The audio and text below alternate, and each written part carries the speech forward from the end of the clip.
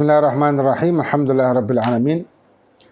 Wa bihi nasta'inu ala umuri dunya waddin wassalatu wassalamu ala asyrafil anbiya'i wal mursalin sayyidina wa maulana Muhammad khataman nabiyyin wa ala alihi wa sahbihi ajma'in, amma ba'du. Alhamdulillah, kita melanjutkan kajian kitab Tadhkiratus Sadida yang dikarang oleh Sayyid Hasan bin Ahmad Al-Kaf, yang insyaallah akan kita upload setiap hari Selasa malam jam 7.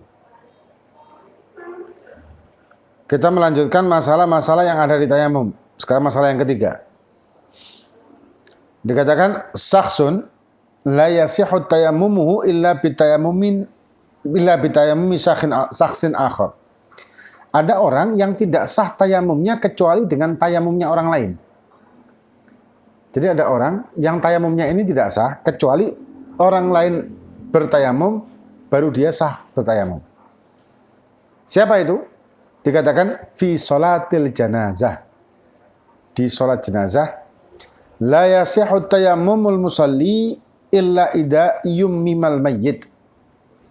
Tidak sah tayamumnya orang yang sholat jenazah kecuali mayitnya sudah ditayamumi. Li'anna tayammumal musalli la yadkhulu waqtuhu illa bi ghuslil mayyit aw tayammumihi. Karena tayamum orang yang sholat jenazah itu waktunya adalah setelah memandikan mayit atau setelah mayit itu dimandikan atau mayit ditayamumi kalau tidak bisa dimandikan. Jadi ini laghas ya, laghas ini semacam teka-teki. Ada seseorang yang tayamumnya itu tidak sah kecuali menunggu tayamumnya orang lain. Siapa ini tadi? Orang yang mau sholat jenazah, yang jenazah itu ditayamumi. Tidak sah kita tayamum untuk mensolati jenazah tersebut, kecuali jenazah itu sudah ditayamumi sama orang, maka kita sah untuk bertayamum agar supaya kita bisa mensolati jenazahnya.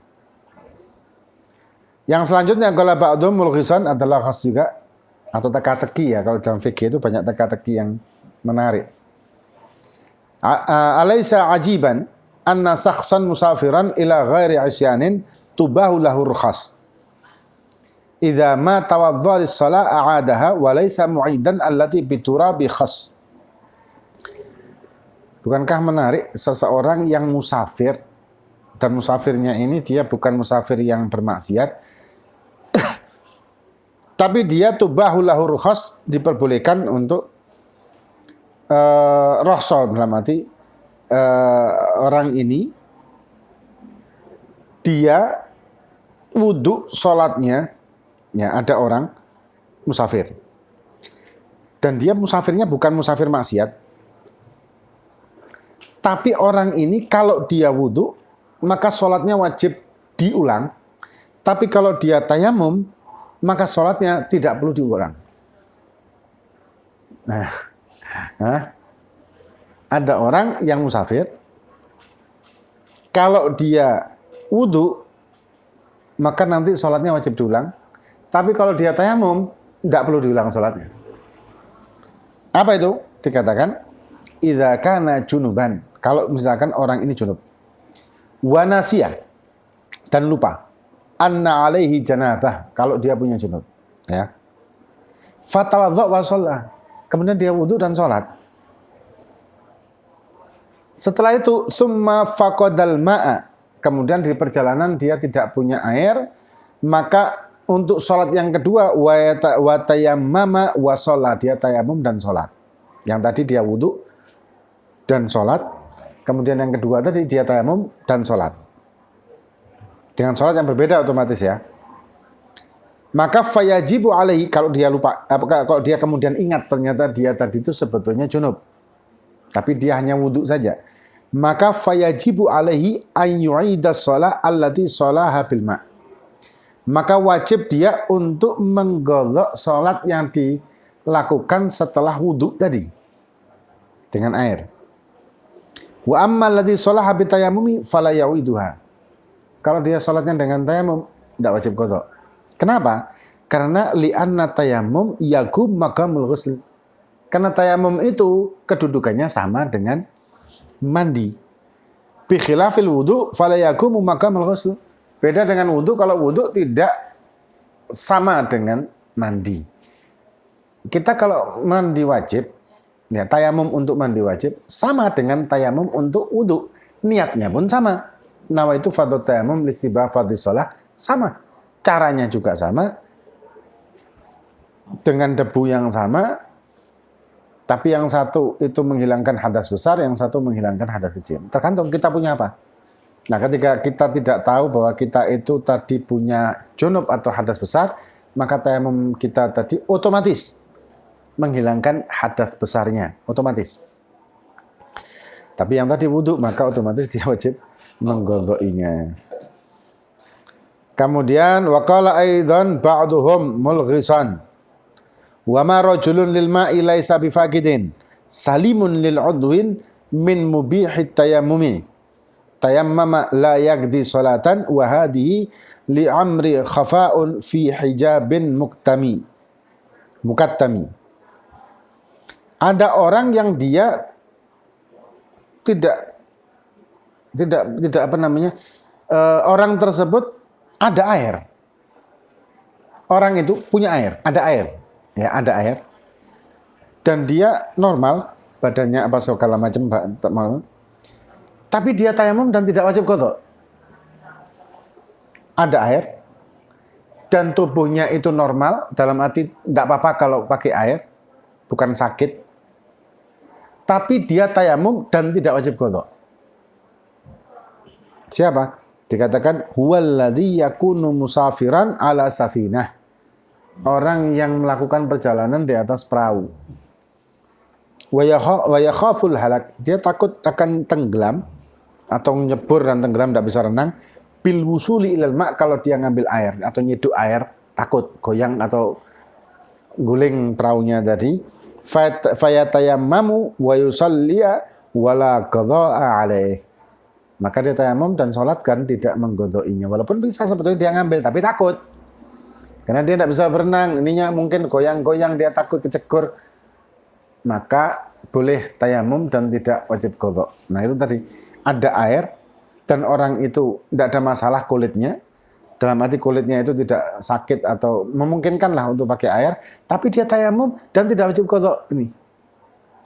Ketika dia tayamum di atas perahu, yang dia kalau mengambil air di lautan atau di air itu, takut akan bahaya bagi dirinya atau tenggelam, maka diperbolehkan tayamumnya dan tidak wajib qadha. Ya. Kemudian ada perbedaan al-farqu baina tayammum wal wudu. Perbedaan antara tayamum dan wudu. Kalau tayamum masalah niat, niyatu istibahah. Niatnya niat istibahah. Kalau wudu niatur raf'il hadath, menghilangkan hadath. Kalau tayamum tidak menghilangkan hadas hakikatnya, tapi ala surah menghilangkan hadas. Sebetulnya tidak bisa menghilangkan hadas kalau tayamum aslinya, tapi rukhsah. Kalau wudu itu raf'ul hadas, niat raf'ul hadas, menghilangkan hadas. Kemudian yang kedua, kalau tayamum la yajuzu illa ba'da dukhul waqt. Tayamum ini tidak boleh kecuali setelah masuk waktu. Kita tayamum untuk salat zuhur, maka harus setelah adzan zuhur. Kita mau tayamum salat maghrib, harus adzan setelah adzan maghrib. Begitu juga yang tadi kita bahas. Kita tayamum untuk sholat jenazah, maka setelah jenazah itu boleh disolati. Yaitu setelah dimandikan atau ditayamumi kalau tidak ada air. Ya. Begitu juga ketika kita wudu, bukan dengan tayamum, maka kita tidak boleh mensolati jenazah kecuali jenazah itu sudah dimandikan atau ditayamumi. Baru boleh kita sholati. Tapi makruh kalau belum dikafani. Nah, tayamumnya yang tidak boleh. Kalau kita normal wudu ya, sholatnya kan yang tidak boleh ketika jenazah tersebut belum dimandikan. Tapi kalau tayamum, maka tidak boleh tayamum kalau jenazah itu belum dimandikan. Setelah dimandikan, baru boleh tayamum dan kemudian mensolatinya. Kemudian yajuzu an yakuna qabla dukhul waqti, kalau wudu boleh sebelum waktu, malah afdal ya. Wudu itu afdal sebelum waktu. Kalau setelah waktu itu hukumnya wajib. Misalkan kita wudhu sebelum zuhur. Sunnah lebih afdal daripada kalau kita wudhu setelah zuhur yang wajib, karena kita wajib sholat. Kalau kita tidak punya wudhu. Kemudian yang ketiga, yagumu magamul ghusl.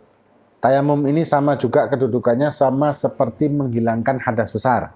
Dengan tayamum yang sama yang sudah kita bahas tadi di laghos. Tapi kalau wudhu, la yagumu magamul ghusli. Wudhu itu tidak bisa mencapai kedudukan ghusl atau tidak sama dengan mandi. Ya, mandi besar maksudnya. Tapi kalau tayamum bisa menggantikan mandi wajib. Kemudian yang keempat, la yujma' bihi baina fardaini. Kalau kita tayamum, maka tidak bisa kita melaksanakan 2 salat fardu dengan 1 tayamum. Harus per fardu 1 tayamum. Misalkan jamak takhir atau jamak takdim, maka setelah selesai salat pertama, kita tayamum lagi, kemudian melanjutkan salat yang kedua. Karena 1 fardu, 1 tayamum. Kalau sunnah, 1 tayamum, sekian sunnah nggak masalah. Bebas. Tapi kalau wudhu, yujma' bihi baina fardaini fa'akthar. Kalau wudhu, bebas. Mau berapapun nggak masalah. Yang kelima, perbedaan tayamum dengan wudhu. Kalau tayamum, toharatun dhaifah. Tohara yang lemah. Kalau wudhu, toharatun gawiyah. Tohara yang kuat. Maka itu. Yang keenam, tubtiluhu ar-riddah. Karena tohara yang lemah, maka bisa membatalkan tayamum dengan murtad. Tapi kalau wudhu, la tubtiluhu ar-riddah. Tidak membatalkan. Orang murtad itu tidak batal wudhunya. Kalau tayamum batal wudhunya. Karena tohara dhaifah. Karena tohara yang lemah. Yang ketujuh, yajibu izalatun najasa awalan. Itu kalau tayamum wajib untuk menghilangkan najis dulu. Kalau enggak sah tayamum. Setelah najisnya dihilangkan, baru sah untuk tayamum. Kalau enggak sah. Tapi kalau wudhu, la tajibu izalatun najasa qablahu. Tidak wajib untuk menghilangkan najis sebelum wudhu. Tapi kalau kita wudhu, kemudian masih ada najis, ya percuma, enggak bisa sholat kan. Bahkan istinja juga, apakah kita wajib istinja sebelum wudhu? Enggak. Andai kata kita wudhu sebelum istinja, sah wudhu kita.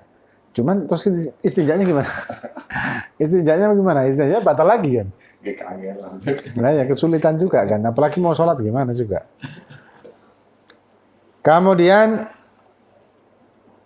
yang ke-8, yajibul ijtihad likiblati qablahu inda Ibn Hajar. Kalau wudhu lah yajib. Wajib untuk berusaha mencari kiblat sebelum tayamum menurut Imam Ibn Hajar. Jadi kita harus tahu kiblat dulu baru boleh tayamum. Tapi kalau wudhu tidak perlu pengetahuan kiblat, langsung kita wudhu tanpa harus tahu kiblat itu mana.